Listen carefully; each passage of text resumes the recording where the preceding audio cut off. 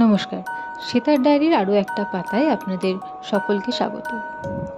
গত ২০শে জুলাই আর ২১শে July eastern zone eco conference আয়োজিত হয়েছিল স্বভূমিতে। আমি অনেকটা সকাল সকালে সেখানে গিয়ে পৌঁছে গেছিলাম আর ঠিক সল্টলেক স্টেডিয়ামের কাছে দাঁড়িয়ে অপেক্ষা করছিলাম আমার বাকি বন্ধুদের আসার।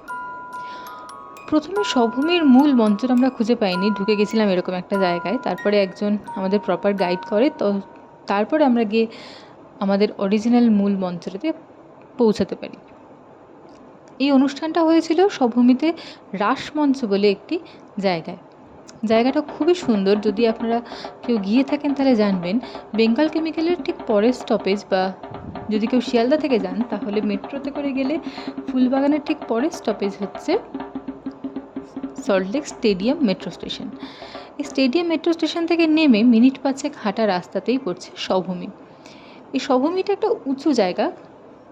যারা অনেক দিন ধরে কলকাতায় আছেন তাদের কাছ থেকে শোনা যাচ্ছে যে বেঙ্গল কেমিক্যালের কিছু দূষিত বর্জ্য পদার্থ নাকি ফেলা হতো এই স্বভূমির এই এরিয়াটাতে। তো সেক্ষেত্রে নোংরা ফেলতে ফেলতে জায়গাটা এতটা উঁচু হয়ে গেছে, এখন সেটা একটা উঁচু শক্ত ঢিবির আকার ধারণ করেছে।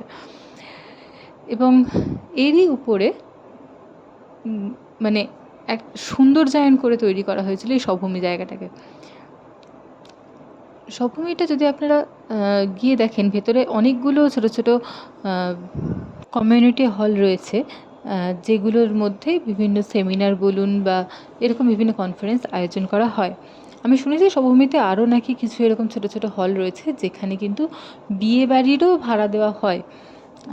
যাই হোক, এভাবেই আমরা পৌঁছে গেলাম আস্তে আস্তে স্বভূমিতে।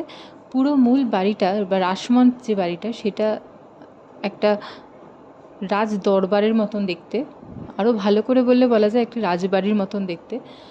প্রথমেই যখন আমি গেটে ঢুকলাম, এত বড় দরজা, তার এত বড় হাতল দেখে মনে হচ্ছিল না যে সত্যি এখনকার কলকাতায় আছি।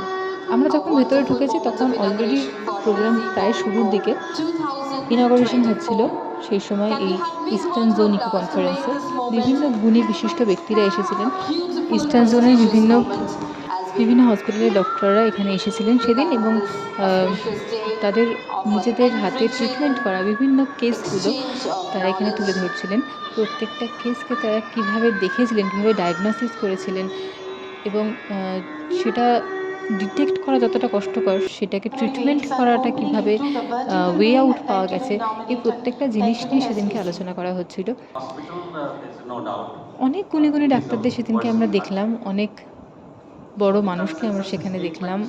অনেক ডক্টররা যাদের সঙ্গে আমরা একসময় কাজ করেছি বা যাদের আন্ডারে আমরা একসময় কাজ করেছি, তাদেরকে সেদিন আবার দেখতে পেলাম, যেটা সত্যিই সৌভাগ্যের। তাদের সঙ্গে আবার কখনো দেখা হবে এটা আমরা বুঝতে পারিনি বা ভাবতেও পারিনি।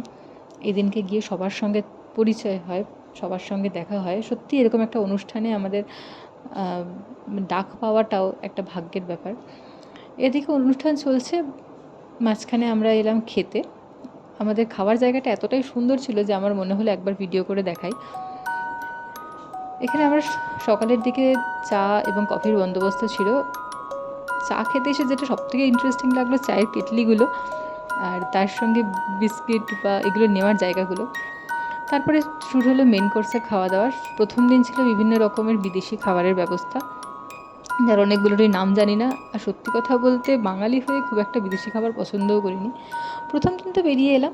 দ্বিতীয় দিন রাস্তায় যখন এসে দাঁড়িয়েছি আবার কনফারেন্স রুমে ঢুকবো বলে, তার আগে এতটাই বৃষ্টি যে আমি বৃষ্টিতে রীতিমতো ভিজে গেছিলাম, এবং আমাকে ওয়েট করতে হচ্ছিলো কতক্ষণে বৃষ্টিটা কমবে। তাই সল্টলেকে যে ফ্লাইওভারটা আছে তার নিচে দাঁড়িয়ে আমি ওয়েট করছিলাম আমার বাকি বন্ধুদের আসা। আমাদের কনফারেন্সের নেক্সট দিন, সেকেন্ড দিন, আমি দাঁড়িয়ে আছি এখানেই। বৃষ্টিতে একরকম আটকে গেছে একটা ফ্লাইওভার ব্রিজের নিচে। যতটুকুনি জায়গা আর কি শুকনো আছে তার মধ্যে দাঁড়িয়ে আছি কোনোভাবে, কিন্তু আমার আশেপাশে এত জোরে বৃষ্টি হচ্ছে, এত জোরে জল ছিটে আসছে, আমি প্রায় অর্ধেক ভিজেও গেছি। আমাদের বাকি সবাই আসছে, তো সেই জন্যই দাঁড়িয়ে আছি। লোকজন সত্যি নাজেহাল।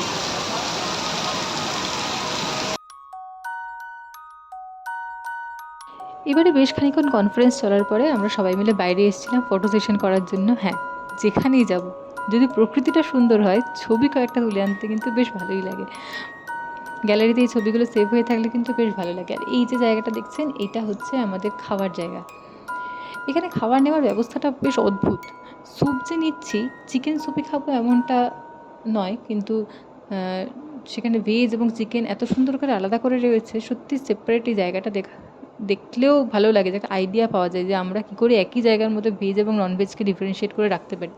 দ্বিতীয় দিনে খাবার তালিকায় অনেক কিছুই ছিল, যার মধ্যে বাঙালি খাবারটাই বেশি প্রাধান্য পেয়েছিল। কিছুটা নন বেঙ্গলি খাবার তো অবশ্যই ছিল, কিন্তু বাঙালি খাবারের মধ্যেও বেশ কিছু ভালো আইটেম ছিল, যেমন লুচি, ছোলার ডাল, মাটন, মাছের পাতুরি, আরও বেশ কিছু জিনিস, বাসন্তী পোলাও। মিষ্টির মধ্যে বেশ অনেক কিছু ছিল, রাবড়ি, ছানার মালপোয়া, আর 2 রকমের আইসক্রিম দিয়েছিল, একটা ভ্যানিলা, একটা চকলেট, দই, চাটনি, পাঁপড়, আরও অনেক কিছুই, গন্ধরাজ লেবুর ঘোল, বেশ ভালো। মেন ব্যাপারটা হচ্ছে যে এসব জায়গায় আমরা যাই খুবই কম, কিন্তু যখন যাই তখন এত পুরনো মানুষদের সঙ্গে দেখা হয়, যেটা আমি বারবার বলি, আমাদের সারা বছরের যে কাজের প্রেশারটা থাকে, এই 2-1 দিন যদি মাঝখানে ফাঁকে ফাঁকে লোকের সঙ্গে দেখা হয় না, পুরনো মানুষদের সঙ্গে দেখা হয় না, তখন এই ক্লান্তিটা অনেকটা কেটে যায়। সকালবেলা ঘুম থেকে উঠে 7টার সময় বেরিয়ে যাওয়া, আবার রাত্রেবেলা বাড়িতে ঢোকা, সেটাও প্রায় 7টা-8টা বেজে যায়। কিন্তু তারপরেও বাড়িতে যেন কোথাও একটা আসার পরে ক্লান্তি থাকে শরীরে। কিন্তু এই যে আমি এখানে গেছিলাম, এটাতে আমি সেই সকালবেলা বাড়ি থেকে বেরিয়েছি এবং বাড়িতে ঢুকতে ঢুকতে প্রায় রাত 10টাও হয়ে গেছে, কিন্তু তারপরেও কিন্তু আমার মধ্যে এতটুকুনি ক্লান্তি নেই, কারণ মেন্টালি খুব খুব শান্ত ছিলাম, মানে খুব শান্তি ছিল মেন্টাল একটা। তো সেই জন্য আমার মানে এই 2টো দিন খুব ভালো কেটেছিল। যাই হোক, এরকম দিন যেন বারবার ফিরে আসে জীবনে। আজকের ব্লগটা আমি এখানেই শেষ করছি। আশা করব আপনারা সবাই খুব ভালো থাকবেন, আর অবশ্যই আমার পাশে থাকবেন, আর নিশ্চয়ই অপেক্ষা করবেন আমার পরের ব্লগটার জন্য। আশীর্বাদ করবেন যাতে আমি আরও এগিয়ে যেতে পারি। ততক্ষণের জন্য ভালো থাকবেন। টাটা।